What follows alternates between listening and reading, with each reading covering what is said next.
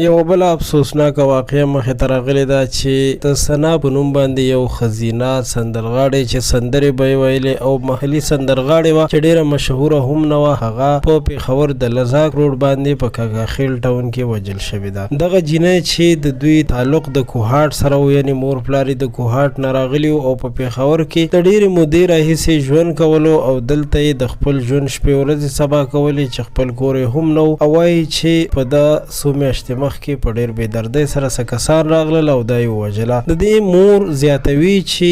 زما لور چې د چا سره واده شوی و هغه هلک به هم ډېر زیات ورته نه راتلو او نه به یې دا ځان سره بوتلله. وایي چې معلومه نه ده چې څه وجه وه، خو اول یې پرې خاوند دغه هر څه کارونه کول اجازت یې هم ورکړی و، خو بیا د هغې کورنۍ خپل زوی ته بله ښځه کړې وه، خو بیا یې لا واده نه و شوی. هغه غوښتل چې زما د لور نه ځان بېل کړي، خو زما د لور هغه خوښ و او ورته به ویل چې ما د ځانه مه بېلوه، که ته بل واده هم کوې نو ما ته هېڅ اعتراض نشته. هغه وایي چې زموږ شک لا تر اوسه پورې نه دی او موږ ته نه ده معلومه چې دا به چا وژلی وي، پټ غل باچا وي، خو زموږ په کوڅه کې کیمرې هم لګېدلې وې چې کله دا واقعه شوې ده نو د هغه ورځې نه پس کیمرې هم غیبې شوي دي او هېڅوک حقیقت نه وایي، نه دغه ریکارډینګ مخې ته راوړي او نه موږ سره څوک لاس امداد او مرسته کوي. مور یې وایي چې څو میاشتې وړاندې 2 کسان زموږ کور ته راننوتل او ثنا نومې لور یې راته په ډېر بېدردۍ سره په خپل کور کې دننه ووژله. یقینا چې ډېر زیات ظلم شوی دی.